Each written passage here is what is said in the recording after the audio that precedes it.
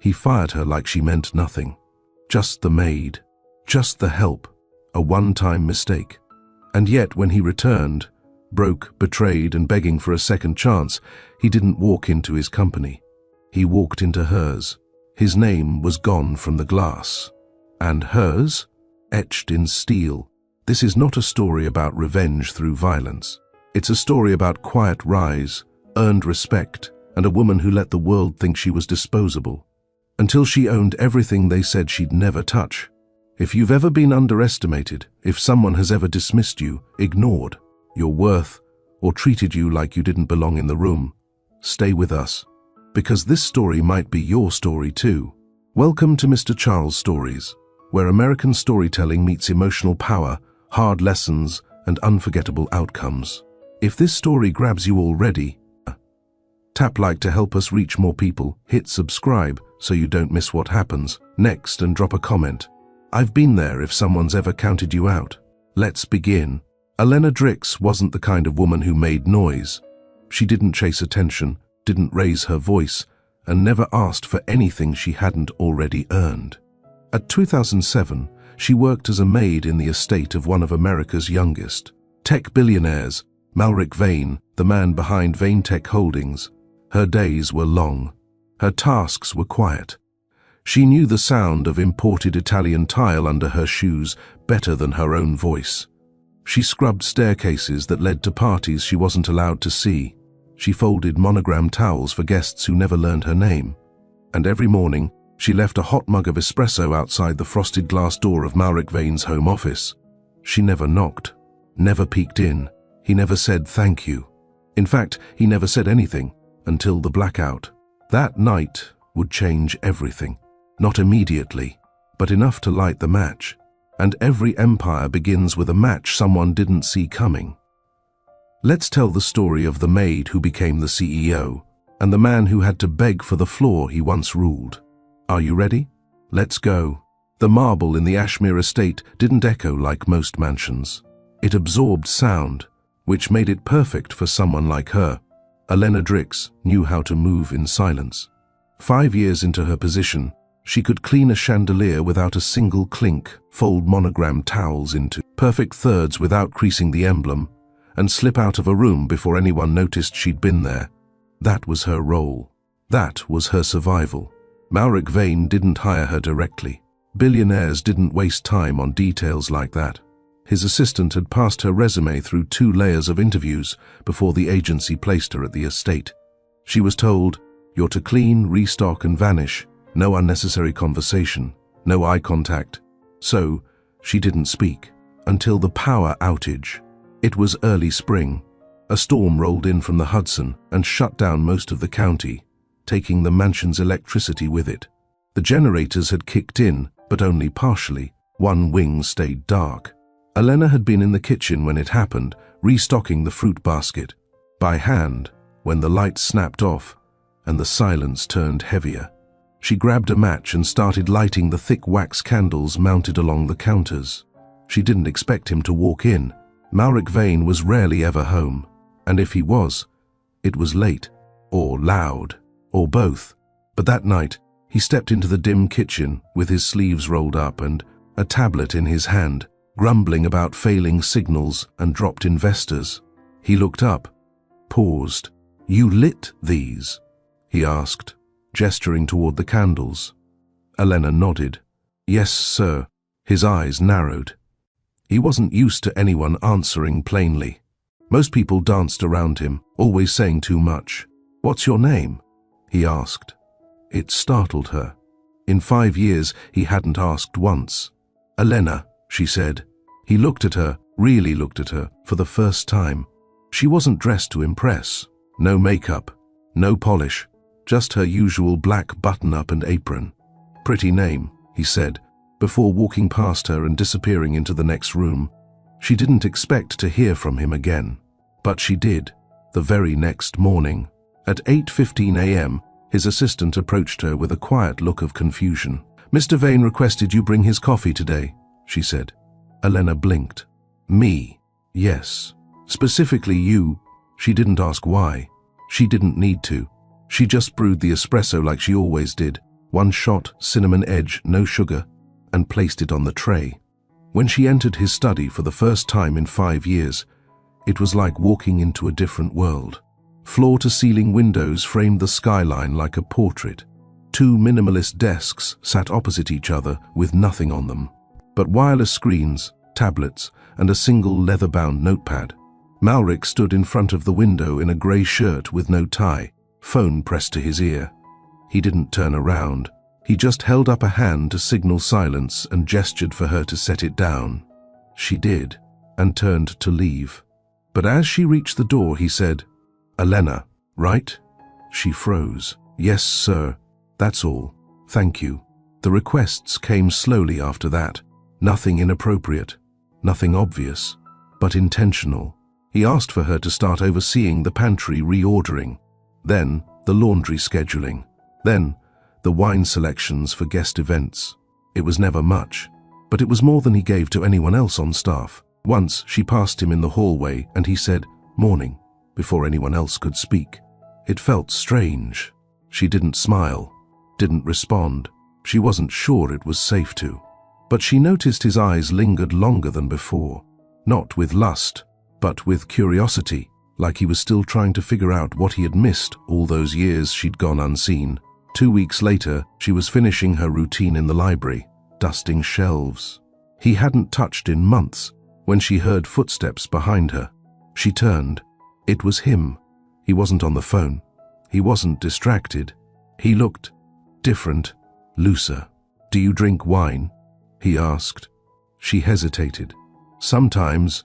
He walked to the cart in the corner and pulled out 2 glasses. No tray, no assistant, just him.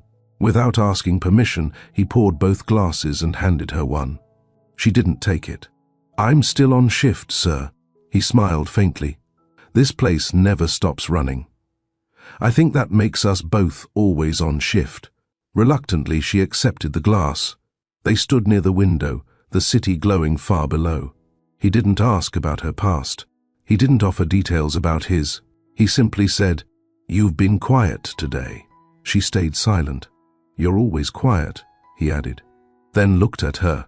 Something about the way he said it made her want to speak, but she didn't. He raised his glass. To silence then.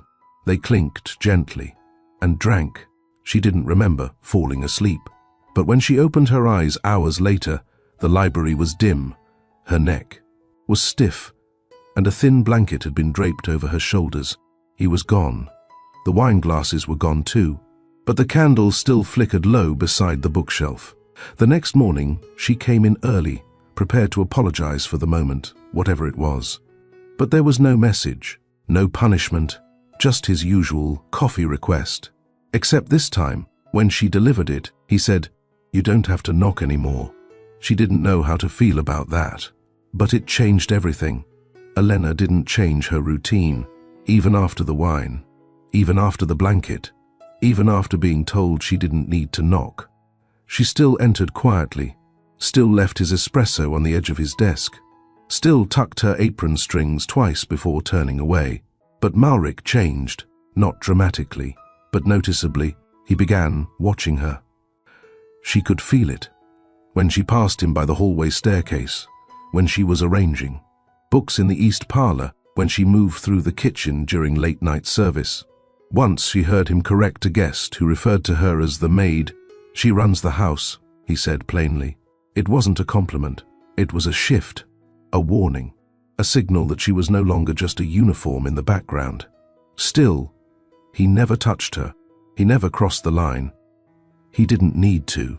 Power can flirt without words, and his presence carried more weight than any hand could. It was late summer when it happened. Humidity thickened the air. The estate's HVAC system hummed constantly, but the walls still sweated. Elena was closing up the study that night. She always dusted the chessboard last. No one played chess in that house, not even the guests. But Malric liked the aesthetic.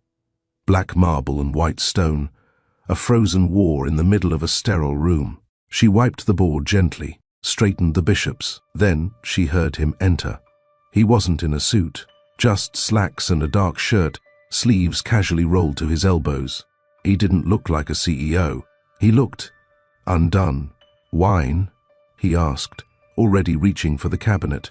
She turned to leave. "I should go." "Stay," he said. Not as a command, just a quiet ask. She paused and stayed. He poured 2 glasses. This time, she took it without hesitation. He didn't talk much. He sat on the opposite end of the leather couch and stared into the city lights. "I spent 10 years building something I might not even like anymore," he said finally. She didn't reply. He glanced at her. "That doesn't surprise you?" "No." "Why not?" "Because no one who values silence ever talks about how loud it gets at the top." He blinked, then laughed. Genuinely. It startled her. "You always speak like that." She shrugged. "Only when asked." The conversation moved slowly, dripped, like the wine. He asked where she was from. She answered simply, "Culver Creek."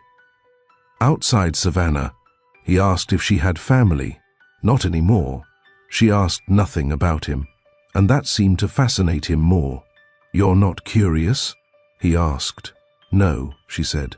"I think people say too much when they believe their name protects them." He leaned forward, elbows on his knees. "Elena, do you know how many people in my life actually tell me the truth?" She stared at him. "None." "That's why you're talking to the maid." That silenced him, but it didn't end the moment. She stood eventually, said goodnight. He didn't stop her, but he followed her with his eyes as she walked toward the door. Just as she touched the handle, he said, "Would it be terrible if I asked you to stay a little longer?" She paused. The hallway behind that door led to her safe world, her clear boundaries. But something about the way he asked, soft, not hungry, made her hesitate. She turned back, slowly. "I don't want trouble." He nodded. "Me either." And yet, she stayed. They talked for hours. She sat on the rug beside the bookshelf, while he lay on the couch, with his arm flung over his eyes. They didn't touch. Not then. Not yet. But something shifted. It wasn't love. It wasn't lust either. It was 2 exhausted people, sharing space without pretending to be more or less than they were. Lonely, tired, cynical, but still breathing, still needing, still human. The next day, nothing was said. No messages. No changes in her assignments. Just silence, but the kind that pressed against her ribs. Days passed. Then, a week. He didn't reach out again. Didn't request coffee. Didn't ask for her by name. She thought maybe it was over. A lapse in judgment on his part. An embarrassment he'd chosen to erase. Until the night he returned from a trip to Zurich with a beautiful woman on his arm. His fiancée. The house staff whispered. Elena didn't. She just kept her hands busy. But her stomach turned, not because of the woman, because of what was growing inside her. She found out she was pregnant 4 days later. Alone, in a clinic that smelled like lemon bleach and plastic chairs. The doctor congratulated her. She didn't respond. She stared at the wall and thought about wine glasses and quiet laughter and a couch that never made a sound. She thought about Malric, and then forced herself to stop. 2 weeks later, she was called into HR. A brief meeting. Polite. Professional. They handed her a check and said her services were no longer needed. Why? The woman glanced nervously at the paper in her hand. "I'm just following orders." This came from the top. No warning. No discussion. Just a check and silence. As she walked out of the mansion for the last time, Elena didn't cry. She didn't shout. She didn't even look back. She just pressed her hand to her stomach and whispered the only promise she would keep for the next 5 years. "They'll remember my name." It didn't hit her right away. When Elena walked out of Ashmere Estate with the check folded neatly into her handbag, she still felt numb. Her shoes crunched lightly on the gravel driveway. The sun was too bright, the wind too calm. She didn't know where to go. The mansion had been her home for 5 years. Her room was small, tucked behind the laundry corridor, but it had a bed, a working heater, and a cracked window that caught the sunrise each morning. Now, it wasn't hers. No warning, no box of belongings, just a severance envelope and silence. No one spoke to her as she left. Not even the head butler, who used to hand her extra bread when the chef made too much. They had all heard the rumor, the maid and the master, and now she was gone. Elena didn't go to the train station. She walked 4 blocks and took a cab to Eastway, an old neighborhood where one of the former cooks, Mira, still lived with her sister. Mira opened the door before she knocked. Oh God, Lena. Elena stood there, expression blank, the breeze tugging at her coat sleeves. I don't need much space, she said. Just a few weeks. Mira pulled her in before she finished the sentence. She tried to keep busy. She cleaned Mira's apartment every day, even when Mira begged her not to.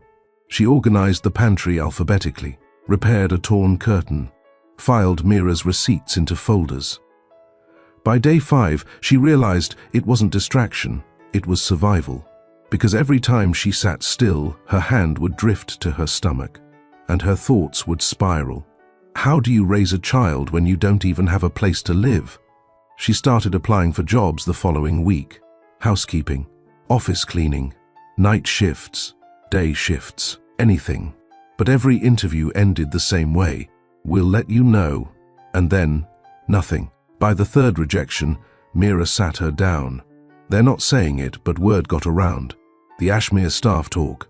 You were let go for being too close. Elena's face tightened. I didn't ask for anything. I know, Mira said gently.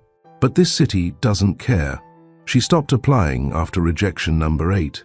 Her bank account showed just under $1,200, and her body felt heavier by the day. At 6 months pregnant, she wasn't just fighting to stay afloat. She was trying not to drown. Then came the flyer. Mira had brought it home from the community center bulletin board. Cleaning help needed, co-work hub, Midtown. The pay was low, but the hours were flexible, and no one asked questions. Elena took it the next morning. The Midtown startup hub wasn't glamorous. It smelled like cheap instant coffee, old printer ink, and beanbags that hadn't been washed since 2018. But it was clean enough, loud, anonymous, full of kids in hoodies yelling into headphones about algorithms and funding rounds. She liked it instantly. No one noticed her. She could glide through glass doors with her cart and mop without being stopped, questioned, or whispered about. She was invisible again, but this time it was freedom, not shame. On her 3rd week, something strange happened. She was assigned to clean a boardroom that hadn't been used in days. It was filled with whiteboards, open pizza boxes, dry markers, and tech jargon scribbled in every direction. She cleaned slowly. She liked reading the boards. Most of it didn't make sense, but numbers always did. And there, in the middle of a messy pricing model, was a decimal in the wrong place. A simple error, but a big one. The projections were wrong by hundreds of thousands. She looked around. No one was coming. She picked up a Sharpie and quietly made the correction. She didn't expect it to matter. She left, cleaned the restrooms, went home. The next morning, a man in a blue hoodie approached her by the elevator. You the one who fixed our board yesterday? Elena froze. I don't know what you mean. He held up his phone, photo of the whiteboard. You wrote this. I checked the camera. You corrected the revenue column. She stayed silent. He didn't look angry. He looked impressed. Do you have a finance background? She hesitated. A scholarship, accounting. I didn't finish. Why not? Life happened. He looked at her differently now, like she'd been hiding something valuable in plain sight. You looking for more hours? She nodded slowly. Come in early tomorrow. Let's talk. That was the first yes she'd heard in months, and she almost didn't believe it. But the next morning, at 7:45 a.m., she walked into that boardroom again. This time, without a mop. She didn't expect the boardroom to be warm. But that morning, it felt like the lights hummed differently. The man in the hoodie, his name was Vic, was already there. 2 others sat at the long table with laptops open and coffee in hand. Young, loud, talking in acronyms. Vic stood and waved her over. This is Elena, he said. "The one who fixed our burn rate." The guys gave quick, polite nods, then returned to their screens. She felt out of place in her pressed black blouse and flats. "Here's what I'm thinking," Vic said, pulling out a chair. "We need help organizing our back-end ops. It's a mess." The last guy quit mid-week. Elena sat slowly. "I've never worked in a startup before," she said. Vic leaned in, smiling. "That's fine. What I care about is detail. I looked through your correction. It wasn't just the decimal. You fixed the entire margin chain." She swallowed. "I used to love balance sheets. What happened?" "Life." He didn't pry. Instead, he opened a laptop and said, "Let me show you what we're working with. You tell me what makes sense and what's broken." It wasn't a test, but it felt like one. For the next 45 minutes, she listened, asked 3 questions, and rewrote a portion of their expense flow. They all stared at her after that. "That's cleaner than our accountant's model," one muttered. Vic nodded slowly. "I'll offer you part-time for now. 4 hours a day, flexible timing. If it works out, we'll talk long-term." She paused, then asked, "What about health coverage?" Vic blinked. "You expecting?" She placed a hand gently on her belly. It wasn't obvious under her blouse. He nodded once. "Okay. Let's figure something out." It was the first time in months someone saw her as valuable, not vulnerable. She walked out of that meeting with a login, a badge, and a desk, not a mop. The next 6 weeks flew. She split her time between Mira's apartment, the office, and prenatal visits. Sleep was brief. Meals were quick. But her mind stayed alert. She fixed vendor contracts, restructured payroll, and created templates no one asked for but everyone started using. Vic promoted her to operations coordinator by week 5. The title felt foreign. The respect didn't. She started dressing differently. Still modest, but firmer lines, darker colors. Her belly showed now, and she wore it plainly. Nobody stared. They just moved aside when she walked down the hall, not out of pity, but out of acknowledgement. The day her water broke, she was in the middle of a performance audit presentation. She didn't panic. She passed the tablet to Vic and said, "Page 9 is where the savings are hidden. Make them listen." Then she walked out and called Mira. 2 hours later, in a city hospital room with peeling wallpaper, Elena held her daughter against her chest. She didn't cry. She just looked down at Nyla's face and whispered, "No one will ever treat you like you don't belong." Vic visited the next day. He brought flowers and a contract. "You don't have to look at this now," he said, "but when you're ready, I want you back. You've outgrown the job I gave you." She flipped to the last page and saw the equity offer. 30%. She blinked. I'm not sure I can manage full-time right away. We'll cover daycare." At the office, "My sister runs one downstairs. Nyla's spot is already saved." Elena didn't know how to say thank you, so she didn't. She just signed. Nova Grid exploded within 12 months. They secured seed funding, then Series A, then a quiet buyout offer from a major logistics tech firm. By the time the acquisition went through, Elena's payout crossed 7 digits. She didn't buy a car. She didn't buy a house. She bought time for Nyla, for herself, and for the plan that had been forming ever since she'd walked out of Ashmere with a folded check and no dignity. She started building her portfolio. Small investments, clean companies, no noise, no drama. She rejected deals with fast money and dirty metrics. People called her cold. She preferred the word selective. It wasn't until her third investment, an eco-supply chain startup in trouble, that the name Vane Tech popped up again. Buried in the acquisition clause was a clause referencing a minor contract with Vane Tech Innovations, a subsidiary handling expired patents and dead-end tech. It was worth almost nothing. She bought it anyway. 4 million. Cash, no calls. No notice, not even a blink. To her, it was just another dead division to clean up. Until she opened the internal files and found the memo. "Terminate the maid. She's a distraction, and I don't do distractions. M. Vane." She read it twice. then closed the file, and smiled, not because it hurt, but because it no longer could. Have you ever been pushed out by someone who thought you wouldn't survive without them?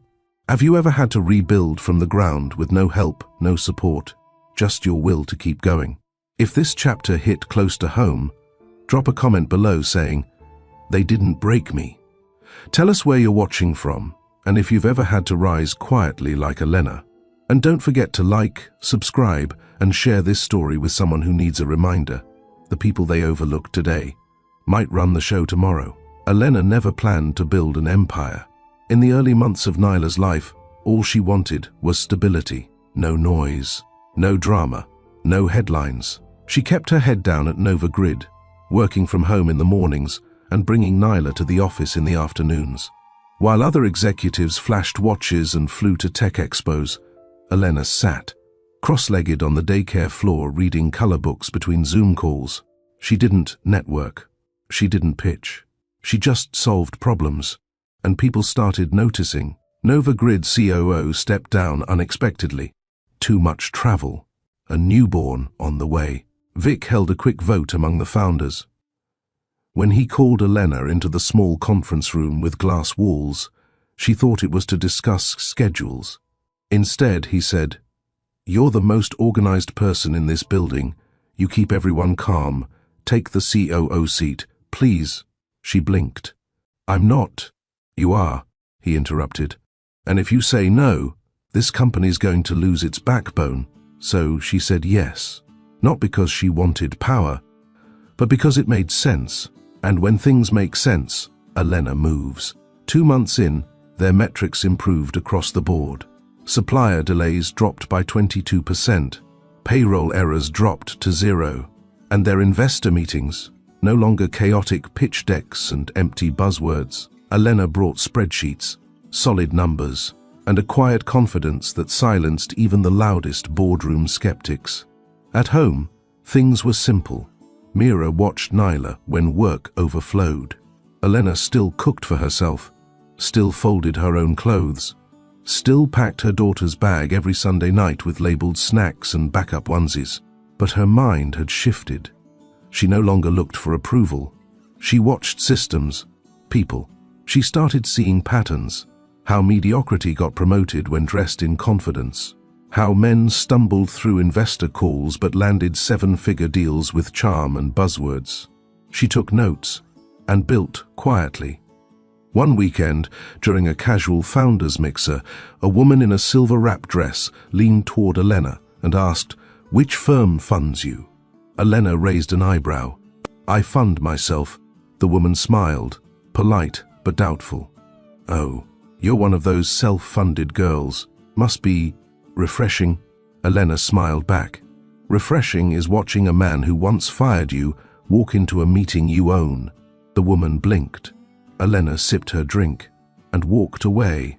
She started saying yes to board invitations, selectively. She invested in a vertical farming pilot, a supply chain software group, an AI-driven retail tracker. All small, all clean, all hers. She never attached her name publicly, but her signature sat on the paperwork of 7 startups by the time Nyla turned 2. Her share in Nova Grid remained untouched. Vic had offered her a buyout option. She declined. "I'm not done here," she told him. He respected that. So did the rest of the team, because by now, everyone in the company knew if something was broken, you called Elena. It was around that time she started getting calls from people she hadn't spoken to in years. A high school friend, an ex-roommate from Culver Creek, even a cousin who once mocked her for cleaning homes. They all had one thing in common. They heard she was doing well and wanted to reconnect. She answered none of them, except one. A woman named Cassie who used to scrub kitchens with her on night shift. They had shared a locker, laughed quietly about rich people's secrets, watched each other survive.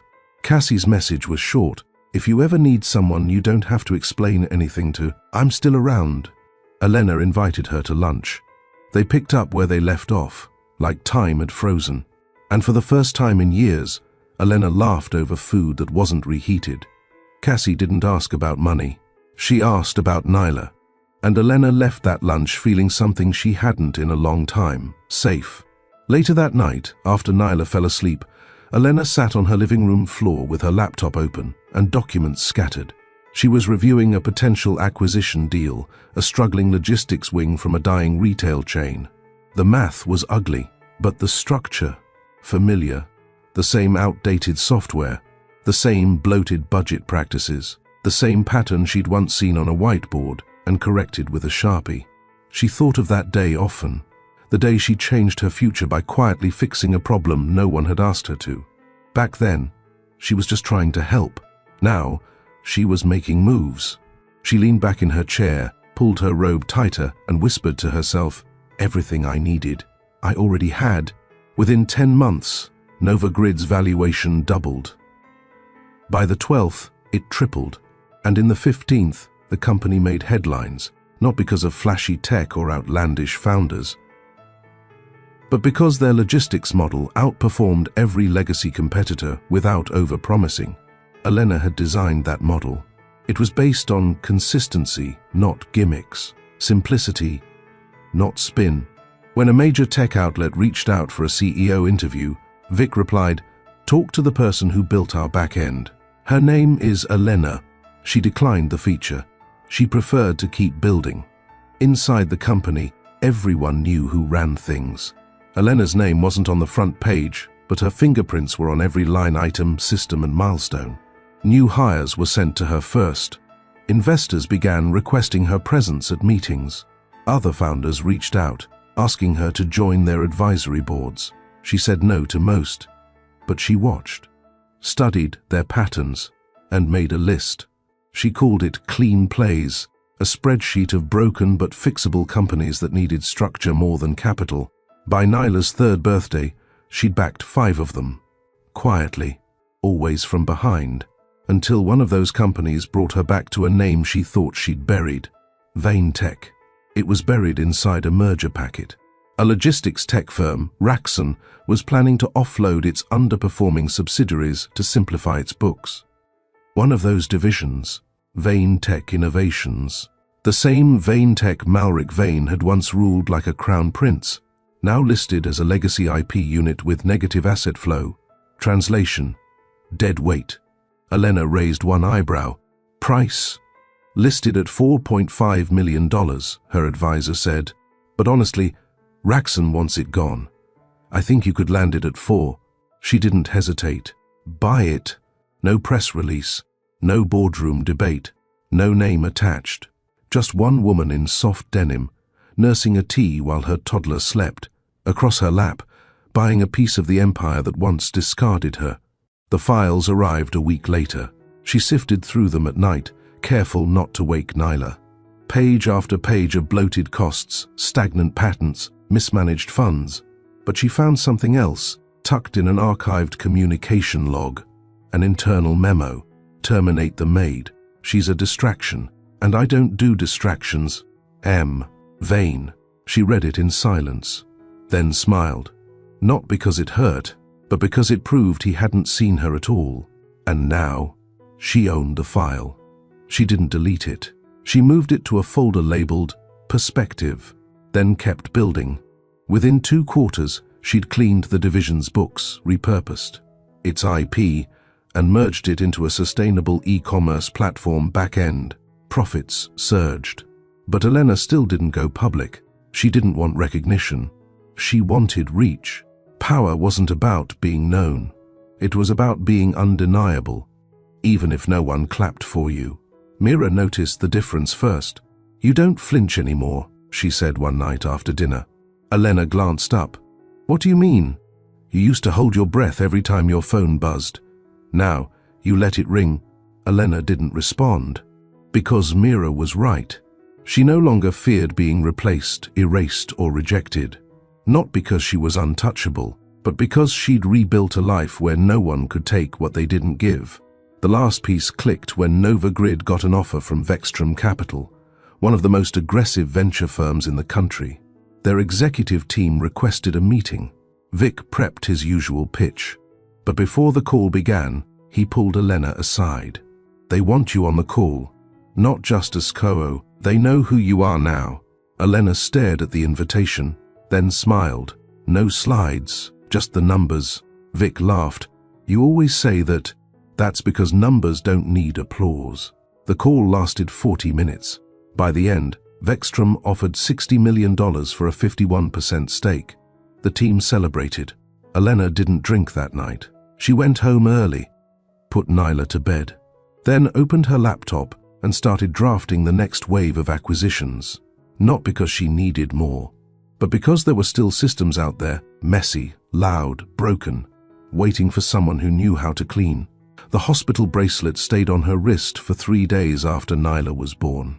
Not because she forgot to cut it off, but because she needed the reminder that she had started over completely, not just as a woman, not just as a mother, but as someone who no longer belonged to anyone's narrative. She wasn't the help, she wasn't the maid, and she certainly wasn't the mistake. She was Nyla's mother now, and she was never going to hand her child a life where they had to earn respect with silence and obedience. The early months were a blur. Sleep came in 90-minute stretches. Meals were whatever Mira could prep between her shifts. The apartment felt smaller, hotter, but Elena didn't complain, because while Nyla napped in the afternoons, Elena worked. She mapped logistics. She tracked vendors. She rewrote SOPs for 3 companies she now co-owned. Vic thought she was superhuman. I don't know how you're doing this, he told her one afternoon during a financial call. She smiled gently. You'd be surprised what you can build when you're not waiting to be invited. At the 6-month mark, Elena took her first big personal risk. She didn't buy property or upgrade her car. She bought time. A private childcare specialist, part-time, vetted, gentle, experienced with working mothers. Not because she wanted to be away from Nyla, but because she wanted Nyla to see what presence with purpose looked like. When Elena worked, she worked fully. When she held her daughter, nothing else existed. That split, that focus, it gave her power. It gave her clarity, and it showed in everything she touched. By the time Nyla was walking, Elena had doubled her stake in Nova Grid. Vic moved to San Diego to lead expansion, and Elena stayed behind in New York, taking full control of East Coast operations. She restructured the leadership team, cut waste, promoted staff who had been overlooked. The company became faster, sharper, cleaner, like her. She rented an office downtown. Nothing flashy, just clean lines, large windows, and a door she could close. Across the street was a preschool she'd already toured. Nyla's name was on the wait list. She'd be starting there in the fall. It made everything feel more real, less reactive, more intentional. She wasn't escaping anything anymore. She was choosing, and every choice counted. Her reputation grew quietly. Founders whispered her name in VC meetings. She's the one who flipped that logistics firm. She cleaned up Vaintech's old mess. She doesn't talk much, but her spreadsheets make people shut up and listen. She got requests every week now. Partnerships, interviews, book deals. She declined 90% of them. But the ones she accepted, game changers. The turning point came when she received a private invitation to the East Bridge Capital Women's Venture Roundtable.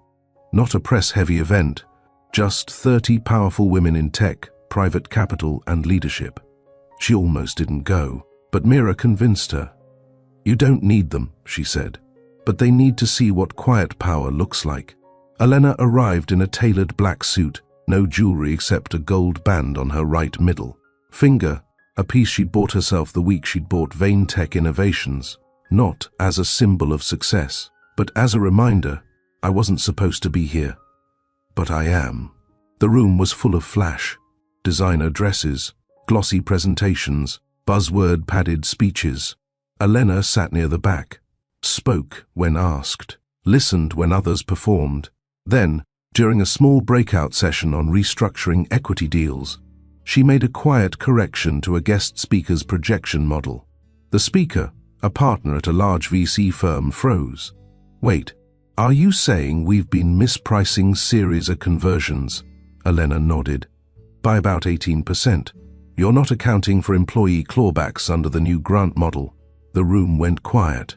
Then it exploded in questions. For the next 20 minutes, Elena led, not loudly, not dramatically, but with absolute clarity. By the end, 5 women asked for her card. She gave it to none. "Send me your deal terms," she said. "If it's clean, I'll reach out," and walked out. Mira called her the next morning.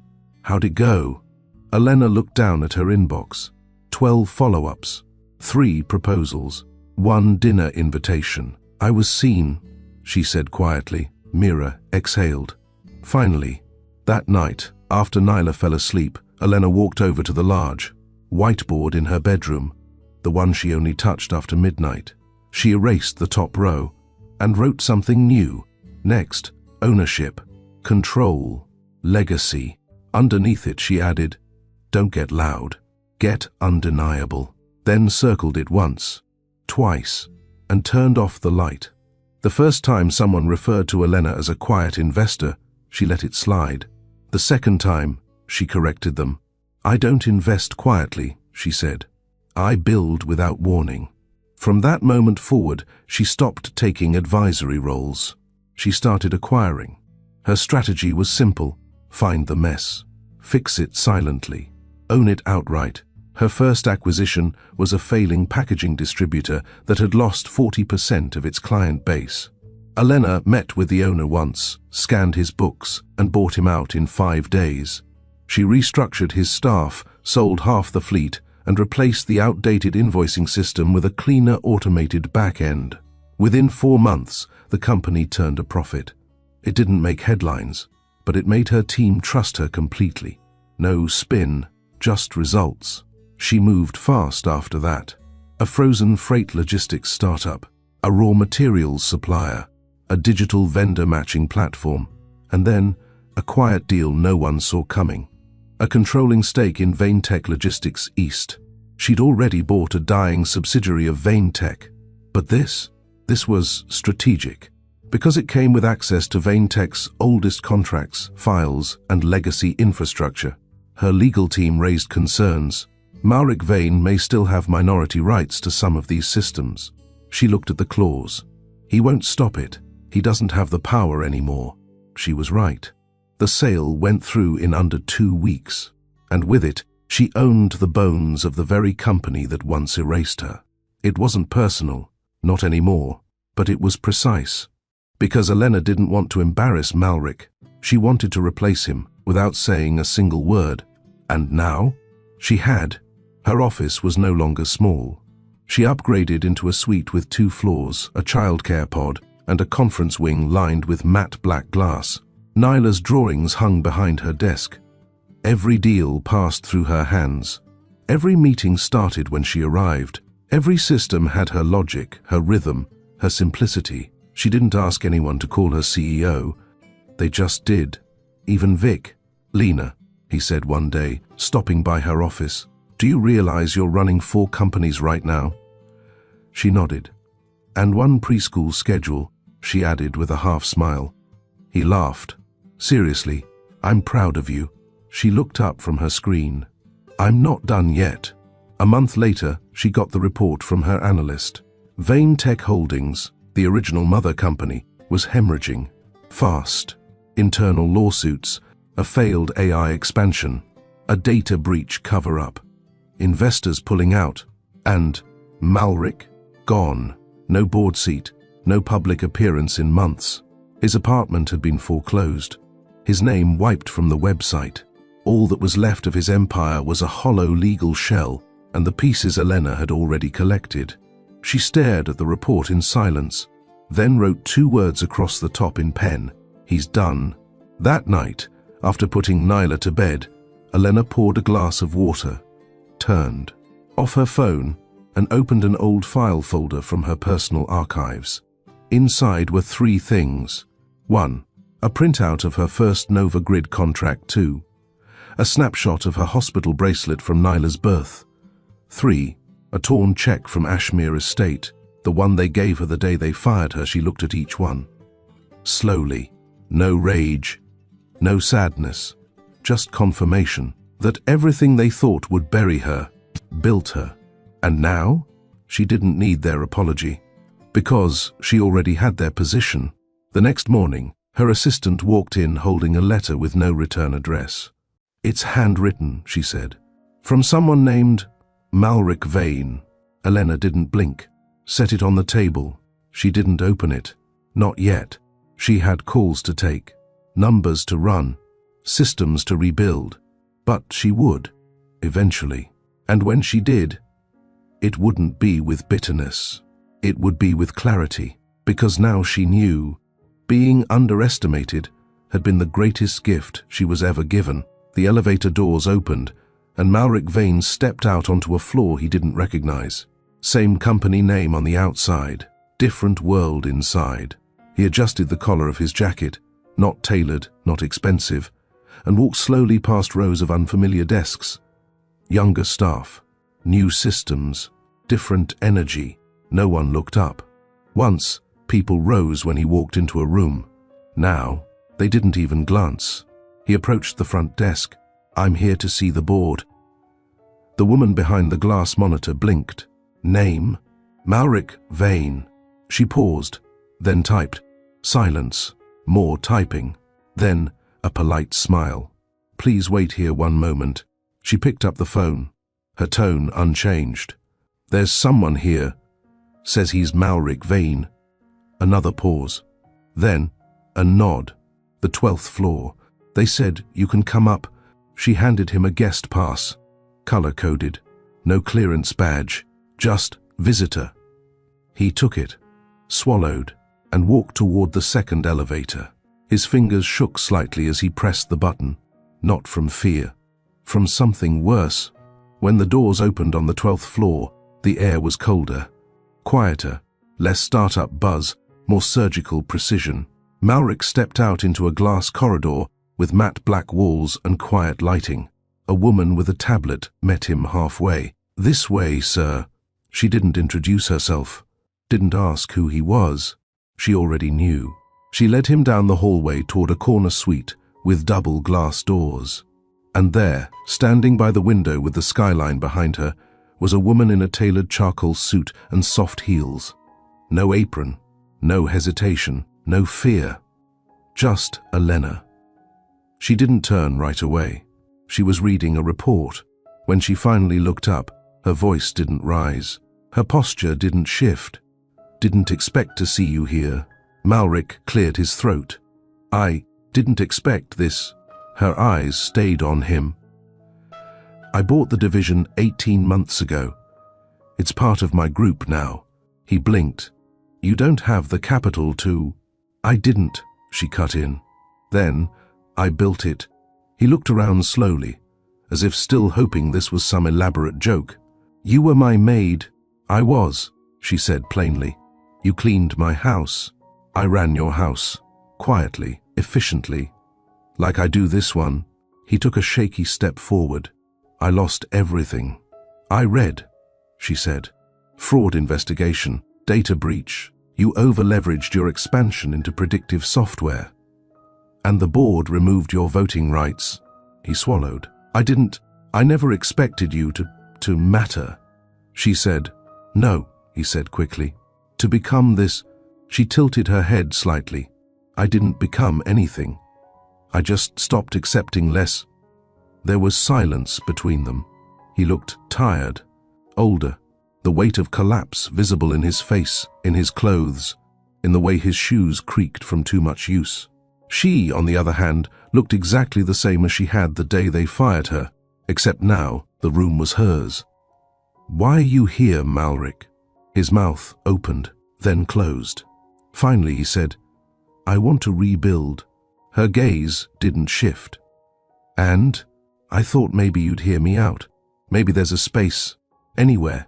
She didn't answer. She walked to her desk and pressed a button. A quiet chime sounded. 2 members of security stepped into view from the far corner of the hall. "Escort Mr. Vane to the exit. His badge is no longer valid here." He didn't move. He looked at her like he was still trying to understand how the story flipped. "But I made you—" "No," she said. "You dismissed me. That's not the same thing." The guards took a step forward, Malric stepped back. "I'm not here to cause problems." "I know," she said calmly. "But you still have to go." As the doors closed behind him, Elena sat back down and returned to her numbers. The quarterly report still needed review. Investor terms still needed adjusting, and her daughter's snack bag still needed packing. Because real power didn't pause for ghosts, it moved forward. Always. The envelope came 3 days later, handwritten, no return address. It arrived with the morning mail, mixed in with contracts, budget summaries, and a new proposal from a logistics firm in Austin. Her assistant didn't open it, just placed it on her desk with a yellow sticky note. "Looks personal." Elena didn't open it right away. She set it aside, went back to her calendar. There was a team check-in at 10, vendor call at 1, school pickup at 3:30. She didn't open the envelope at lunch either, not because she feared what was inside, but because she already knew what it was. A man like Malric Vane didn't show up without sending something afterward. Guilt had a rhythm. It always followed silence. That night, after Nyla fell asleep with her stuffed rabbit tucked under her arm, Elena sat at the kitchen table with a cup of tea and the letter resting beside it. She opened it slowly. No perfume, no weight, just ink, slanted handwriting, page after page.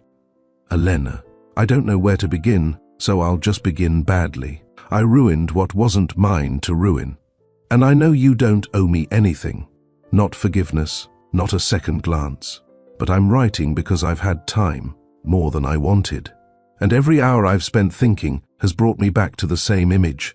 You in the library, with that glass of wine, sitting beside a candle, while I talked about nothing, and you listened, like it mattered. That version of me didn't deserve you, not even for one night. You didn't speak often, but you spoke clearly, and I heard more truth in your silences than in all the boardrooms I ran. I didn't see your strength then, because men like me don't look at the help and think, she could build something I never could. But you did, and I see that now. You built it all without noise, without bitterness. And I hope, one day, you'll let me apologize in person." Elena read it once, then again, not with tears, not with anger, just quiet. She folded it neatly and placed it in her bottom desk drawer beneath Nyla's old baby monitor and a keychain from her Nova Grid promotion. Then she closed the drawer and left it there. A week passed, no follow-up, no message, until one Friday afternoon when she picked up Nyla from preschool and saw him across the street. He wasn't waiting at her door. He wasn't in a suit, just jeans, a navy sweater, and a paperback novel in his hand. He looked like any other man waiting for a meeting he wasn't sure would happen. She walked past him without stopping. He didn't follow, didn't wave, just nodded and waited. The next week, he was there again. Same spot, same quiet. Nyla pointed. "Mummy, that's the man who dropped the bunny last time." Elena's breath caught. She hadn't known he'd helped. She didn't ask when or how. She just nodded. "He's waiting for someone," she said. But even Nyla knew. "He's waiting for you." The third week, Elena sent Mira a message. "Can you pick Nyla up today?" Mira didn't ask why, just replied, "Of course." Elena left the office early, wore no makeup, no blazer, just a coat and scarf. She crossed the street at 3:30 sharp. He saw her coming, didn't move, didn't speak, just watched her. When she reached him, she spoke first. "You're early. I didn't want to miss you." Silence. She looked at the book in his hand. "You read now?" He smiled faintly. "Trying." She nodded once, then looked him in the eye. "If you want to be in her life, there are rules. Okay, you don't get to pick weekends like they're hobbies." "Understood." She's not leverage, she's not access, she's her own person, and you're going to earn every minute with her. He took a breath. "Good. I don't want shortcuts anymore." She studied his face for a long time, then said, "Start with Wednesdays, 1 hour. No gifts, no questions about me, just her." He didn't blink. "I'll be here." She nodded, turned, walked away. He didn't follow.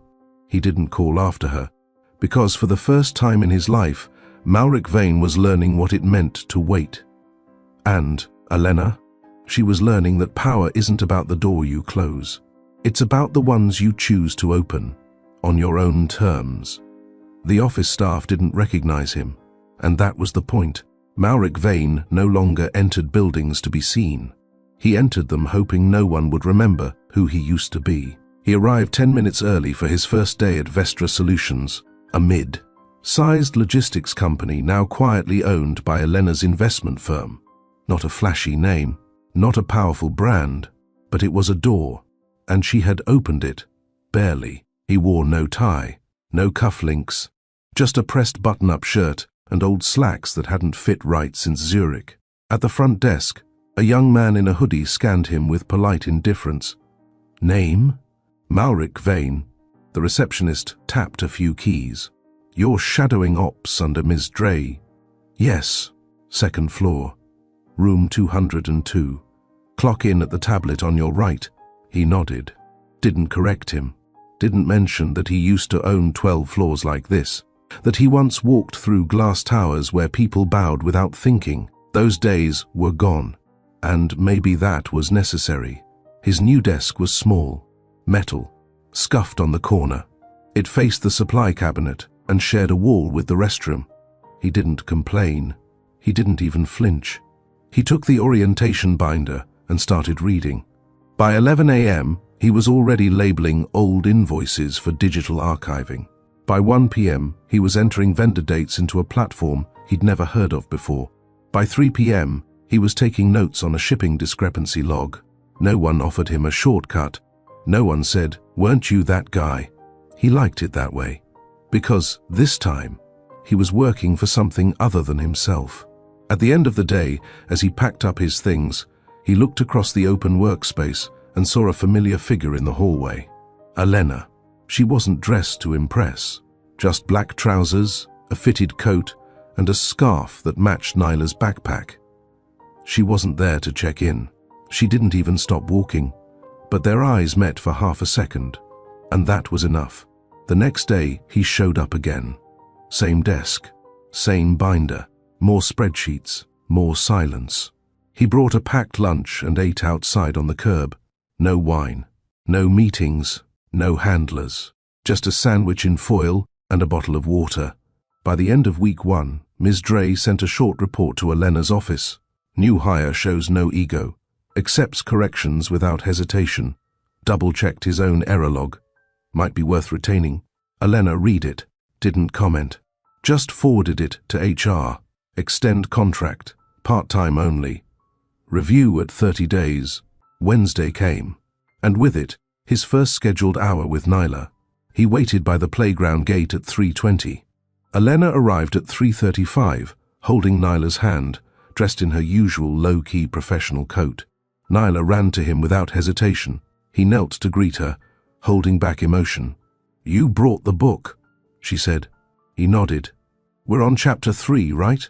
Elena stood nearby, watching, not interfering. Nyla sat beside him on the park bench and cracked open the book with the intensity of a child on a mission.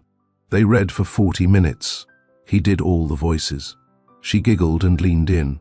Elena said nothing. She didn't even sit. She just watched. That night, he didn't write another letter, didn't ask for more. He knew the hour had been a gift, not a right.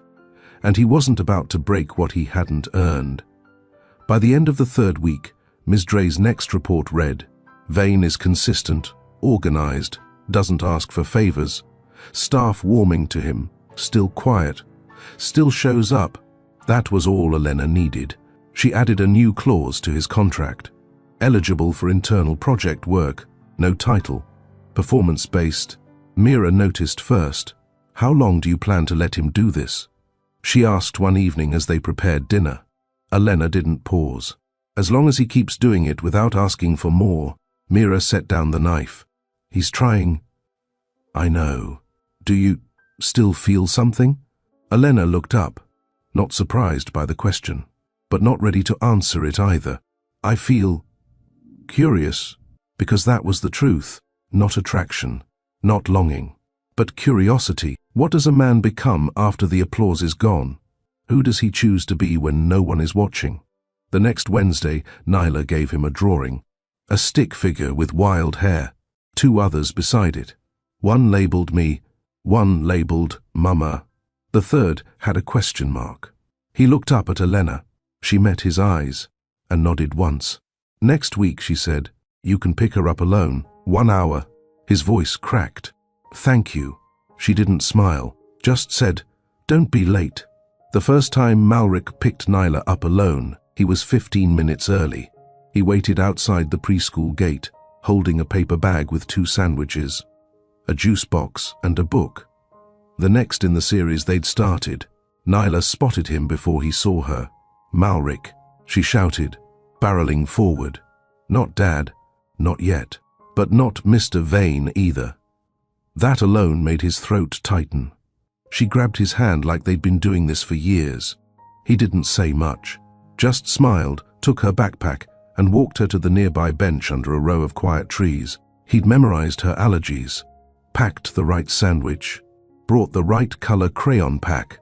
She noticed. You remember a lot, she said, mouth full. He nodded. I try to. She leaned in. Mama remembers everything. He laughed quietly.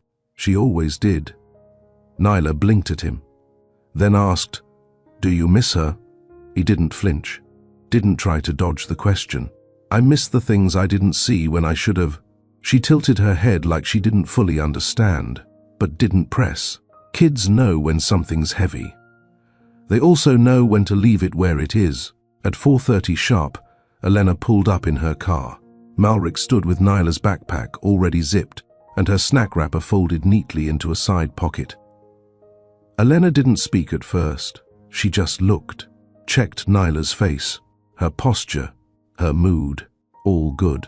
Nyla climbed into the car, buckled up, and waved. See you next time. Elena nodded once at Malric. Not a smile, but not distance either.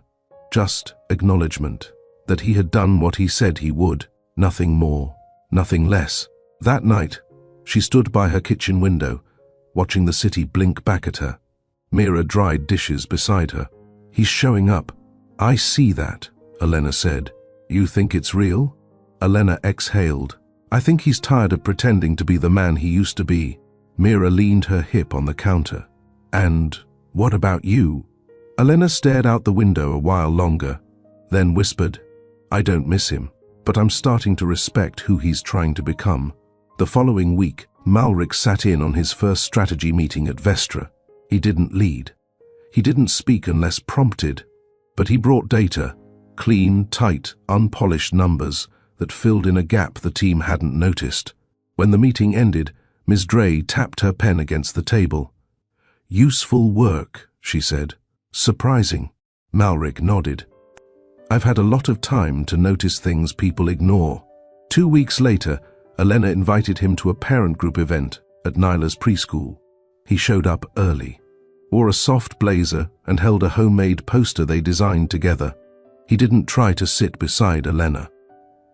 He stayed on the other end of the row, but when Nyla pointed at him from the stage, beaming, Elena caught his reaction. It wasn't ego. It wasn't pride. It was gratitude for being allowed to stand there. After the event, they walked side by side through the hallway. Nyla skipped ahead, chattering about paper crowns and juice boxes. Malric broke the silence. I never thought you'd speak to me again. I didn't either, Elena replied. He looked at her, quiet, careful. But you did.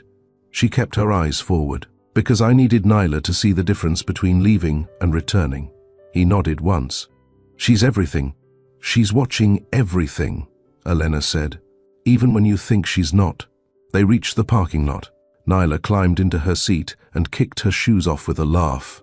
Elena closed the door gently, then turned to him. For now, you get Wednesdays and Fridays. He straightened. Okay. Same rules, same limits. He nodded. And don't think this means we're rewriting history. His voice stayed low. I wouldn't ask you to. She studied him for a moment, then said, but you're starting to write something new. That night, Malric didn't celebrate. He didn't drink. He didn't even turn on the lights when he got home. He sat in the quiet and read Nyla's drawing for the 5th time, a new one this time, of all 3 of them under a cartoon sun. This one had no question marks, just names. Me, Mama, Malric. No title, no role, just a presence, and that was more than he deserved, but exactly what he hoped to become. Have you ever watched someone you once trusted try to rebuild what they broke? Not with apologies, not with gifts, but by showing up, quietly, consistently. If you've ever been in a position where you had to decide whether someone deserved a second chance, drop a comment, show me, don't tell me. Tell us where you're watching from.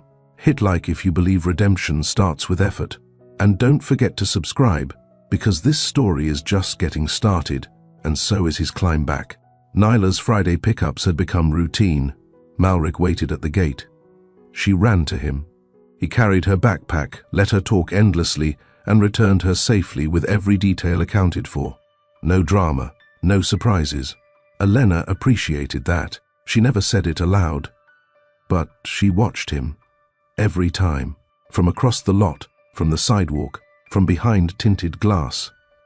He always followed the rules. Never pushed, never asked for more. Which is why, when Nyla's class sent home a form for Parent-Partner Day, Elena hesitated at the kitchen table. It was a Saturday event. 1 parent, 1 child, 1 workshop, and Nyla, in bright purple marker, had already circled the answer, Malric. She could have crossed it out. She could have asked Nyla why, but she didn't. Instead, she folded the form and placed it in Nyla's school folder, then sent a short text. Workshop this Saturday, 10 a.m. She chose you. Don't be late. He replied within a minute. I'll be there. Thank you. No emojis, no double texts, no overreach, just presence. And lately, that was enough. Saturday arrived with crisp skies and soft wind. Elena dropped Nyla off early. She didn't stay. She didn't linger in the hallway or sit in the back row like some parents. She left them space. That was the whole point. Let him build with Nyla what he never did before. Let him feel the weight of connection without anyone watching. And let her rest, just for one morning, without holding the entire day in her hands. When she returned at noon, the school gym was buzzing. Kids were showing off paper-built rockets, foam towers, finger paint bridges, and in the back, kneeling beside a perfectly crafted block city, was Malric. Glue on his shirt, sticker on his cheek, Nyla beside him, laughing like the world had no edge. He didn't see Elena at first. She ran up, hugged her leg, and held up the small gold star sticker she'd earned. Did you see? We built the tallest. Elena crouched and kissed her cheek. I'm proud of you. Malric approached quietly, hands still stained with marker. You did great, Elena said to Nyla, but her eyes flicked to him. He nodded, humble. She led. I just followed. Elena raised an eyebrow. Learning something new, are you? He gave a faint smile. I've had the right teacher. As they walked to the car, Nyla chattered in the back seat, while Malric walked beside Elena, carrying the project bag. They moved in silence at first, comfortable, steady. Then he said, I think about that night in the library sometimes. She didn't look at him. Which part? The part before I ruined everything? Her steps slowed. She kept her voice even. You didn't ruin everything, Malric. You just proved what you valued more. He exhaled. I wasn't ready for the truth. Not yours. Not mine, and now, I live with it. She finally looked at him. You don't get points for regret. He nodded. I know, but I'm not looking for points, just the truth. She stared for a second, then opened the car door. Nyla climbed in, humming. Before closing it, Elena said, Truth is, I'm still waiting to see who you become without power. He met her eyes. I hope I'm showing you. That night, she opened a folder she hadn't touched in months. It was labeled simply, Nyla's Future. Inside were documents, school plans, medical papers, emergency contacts. And beside them, one line she'd left blank for over 4 years, secondary guardian. She didn't fill it in that night, but she left the folder open on her desk. And that was a start. Tuesday night. Quiet. Nyla had fallen asleep early after dance class. Her little socks still dotted with sparkles, her curls a mess from too much twirling. Elena stood by the stove, reheating leftover soup, when her phone buzzed. "Malric, do you have 20 minutes tomorrow after drop-off? I'd like to talk. Not about Nyla. About us. You don't have to say yes." She read it twice, then once more. She didn't reply right away. She poured herself tea, sat down, and stared at her own reflection in the window. The next morning, as the preschool gate closed behind Nyla, Malric stood by the fence, hands in his pockets. He didn't assume, didn't walk up, just waited.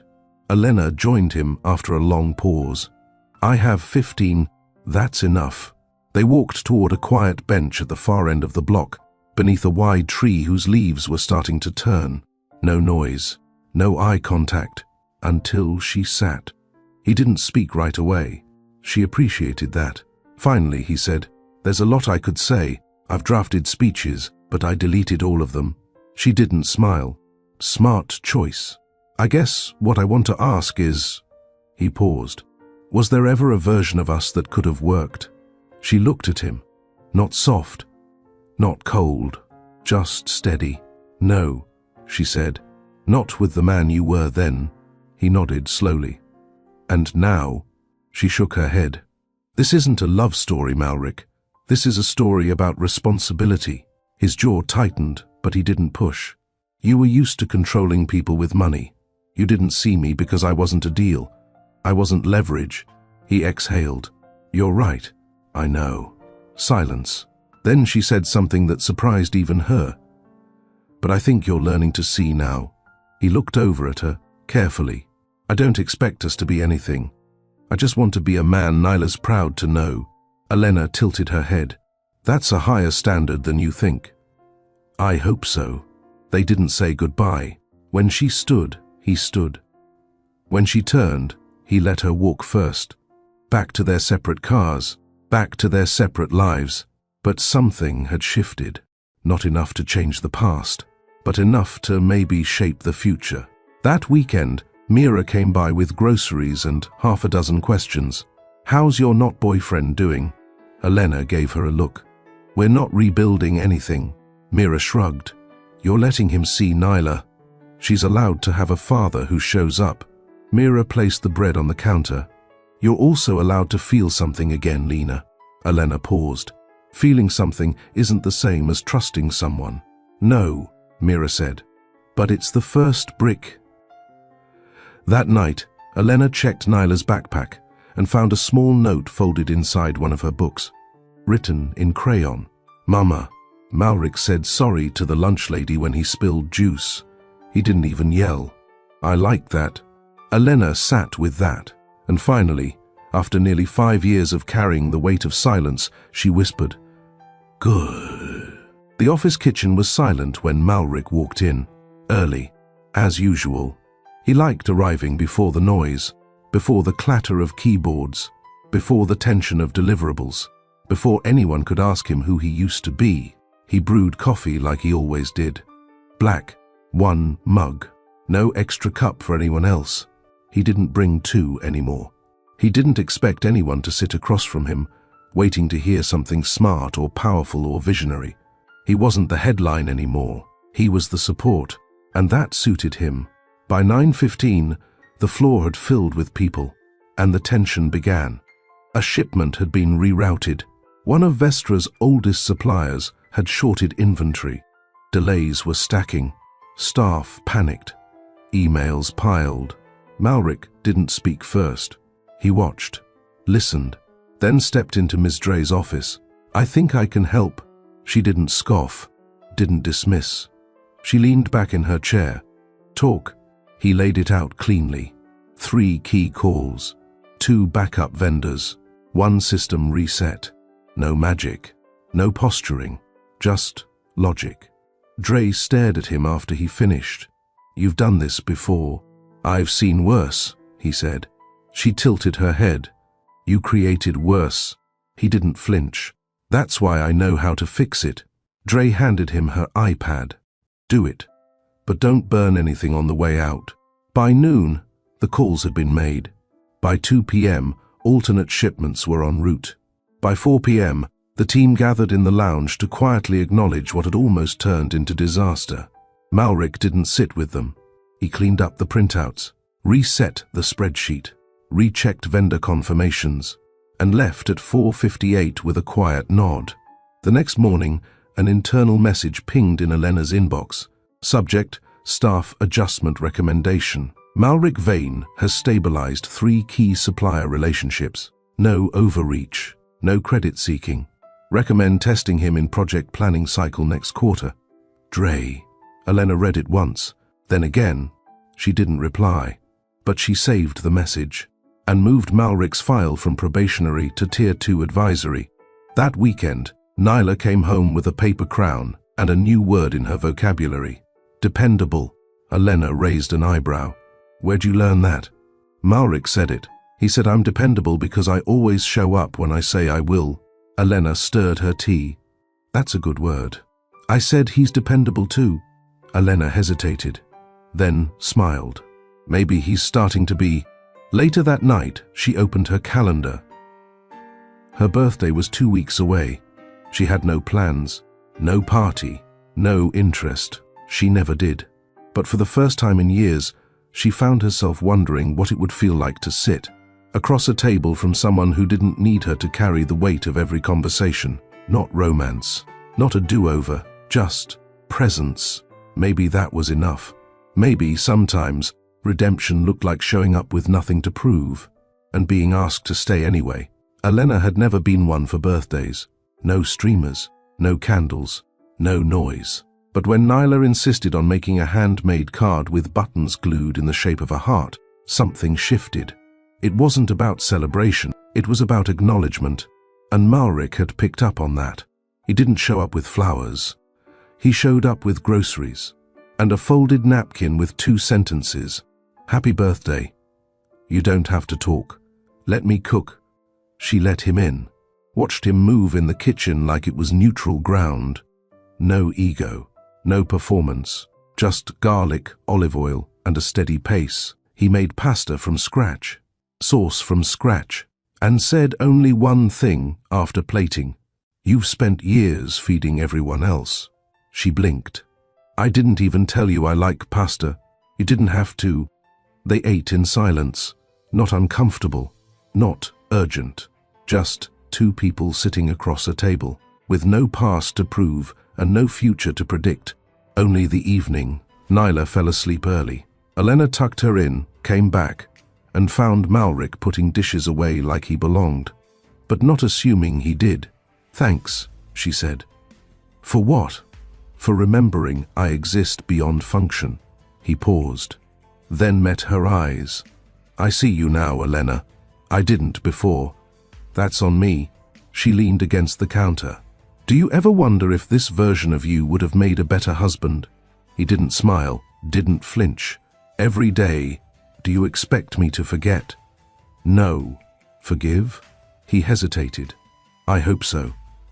But not today. Not because of one meal. She nodded slowly. And if this is all it ever is? She asked. Quiet dinners, small talks, no ring, no return. Malric looked at her, steady. Then I'll still show up, because your peace matters more than my pride. She didn't kiss him, didn't invite him to stay, but she walked him to the door, and didn't shut it until he disappeared down the hall. Then leaned against the frame. For the first time in years, her chest didn't feel tight after a goodbye. It felt steady, safe. The next morning, she opened her planner. The Vestra annual review was 6 weeks out. Leadership rotation trials were starting. She paused, then penciled in a name on the final list. Malric Vane. Underneath, she scribbled one word, observe. The Vestra board review was never casual. It wasn't designed for comfort or charm. It was a quiet arena where loyalty, numbers, and vision were dissected under harsh lights and sharper eyes. Elena arrived early. Not to prepare, but to watch. She wanted to see who showed up early, who waited until last minute, who reviewed notes, who laughed too loud, and who asked the right questions. Malric walked in 5 minutes early. No assistant, no entourage, just a laptop, a black pen, and his ID badge, the one Elena had issued 6 months ago.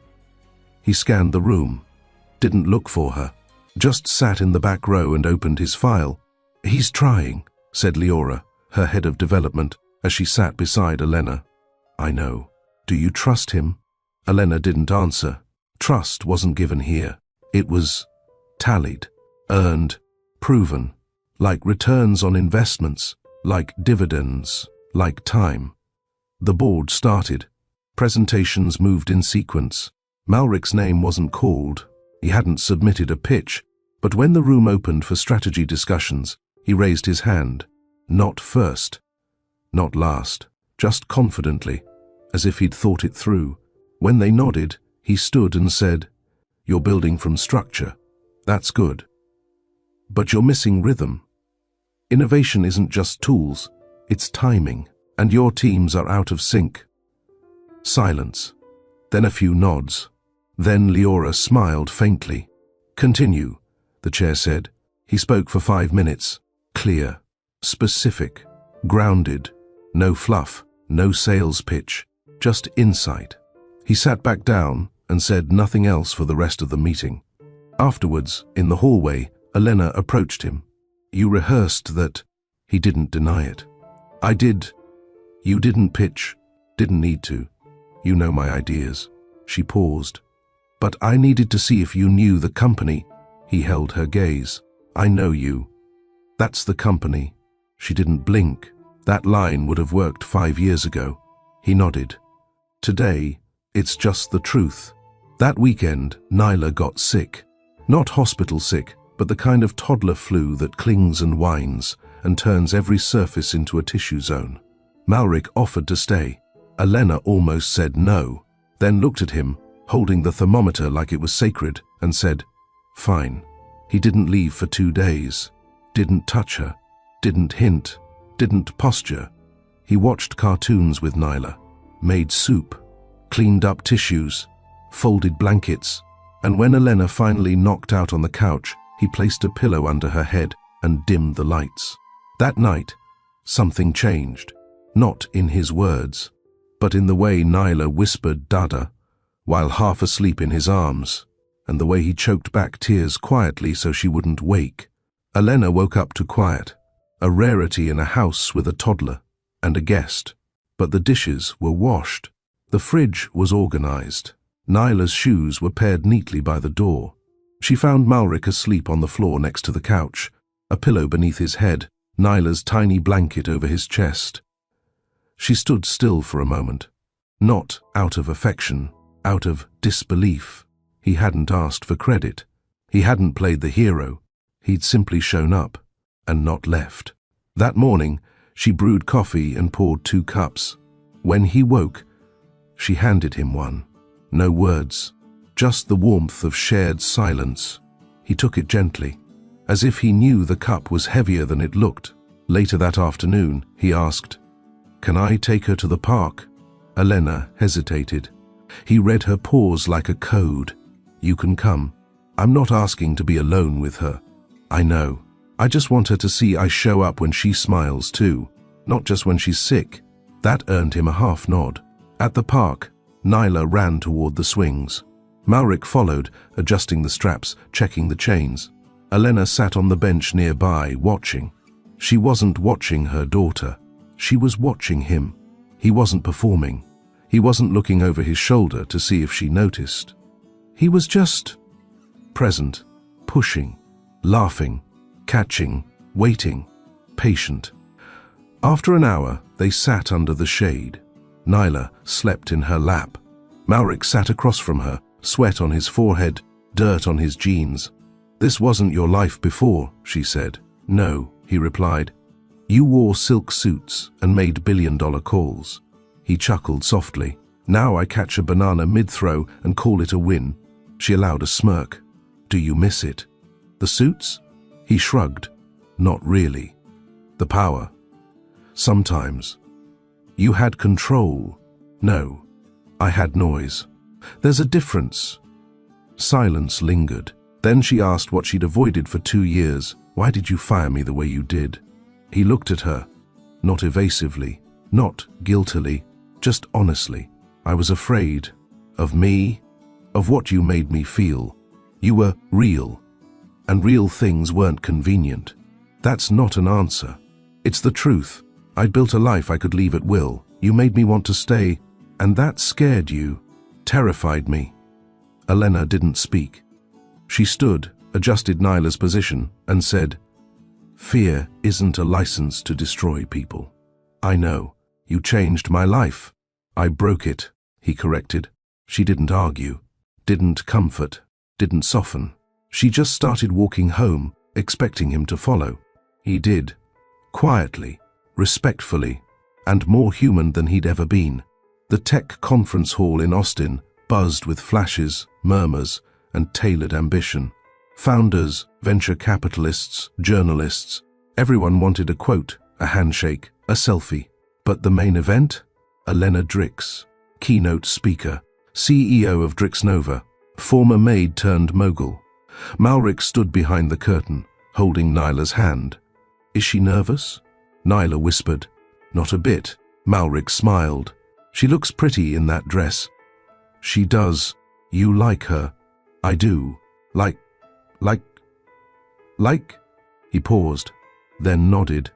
"I like her exactly how she deserves." On stage, Elena stepped to the podium. No notes. No prompter. Just presence. She scanned the audience, found Nyla's face, and softened. "My story isn't typical," she began. "I didn't have a business degree or a trust fund. I had floors to mop, linen to fold, and quiet to survive." Some in the crowd shifted.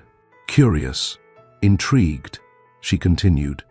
"People ask me all the time what flipped the switch, what made me go from invisible to this." A pause. My answer? Disrespect. A beat. A man once told someone to fire me because I was a distraction, that I wasn't worth remembering. Murmurs. And instead of crumbling, I built. Quietly, strategically. Brick by brick. Applause began to stir. Malric watched. He didn't blink, didn't move, didn't shrink. He stood tall. Not in pride, but in truth. She'd earned this stage. He was just grateful to witness it. Elena finished strong. The best revenge isn't power, it's peace. It's walking into a room they said you'd never reach, and being the one asked to speak. She stepped back. The crowd erupted. People rose. But she didn't bow. She turned and walked off stage. Calm, grounded, elegant. Backstage, Nyla ran to her. Malric stayed behind. He didn't want to crowd the moment. But Elena looked over Nyla's shoulder and said, "You coming?" He stepped forward, not with pride, but with permission. And that was everything. That evening, the celebration was private. No press, no red carpet. Just a long dinner table set under soft lights in Elena's garden. Nyla chased fireflies between bites of chocolate cake. The board members chatted in small groups. A violinist played something soft, something that didn't ask to be heard, but made everyone feel seen. Malric sat at the edge of the gathering.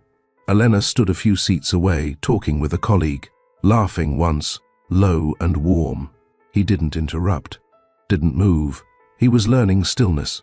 Elena noticed. She walked toward him with 2 glasses of sparkling cider.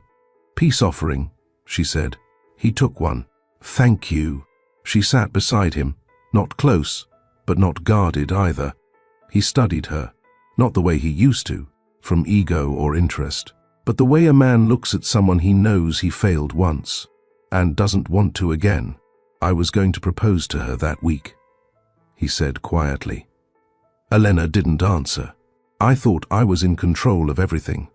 That love was something I could rearrange, like numbers on a spreadsheet.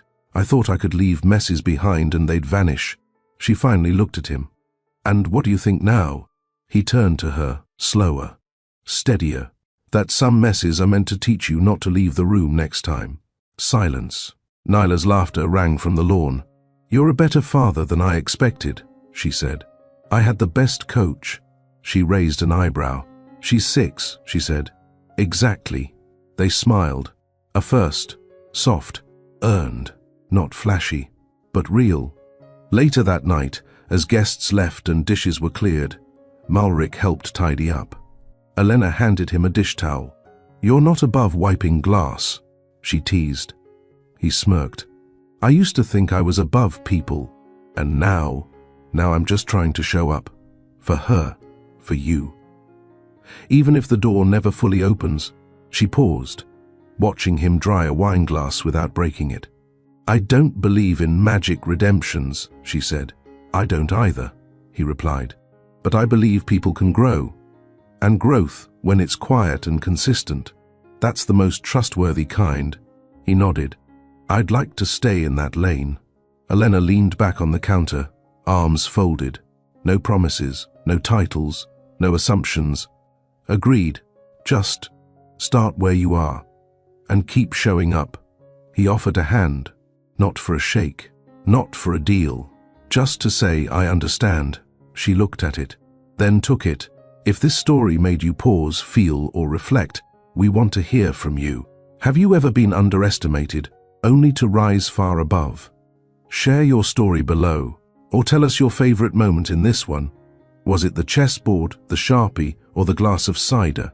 Don't forget to like, subscribe, and let us know where you're watching from.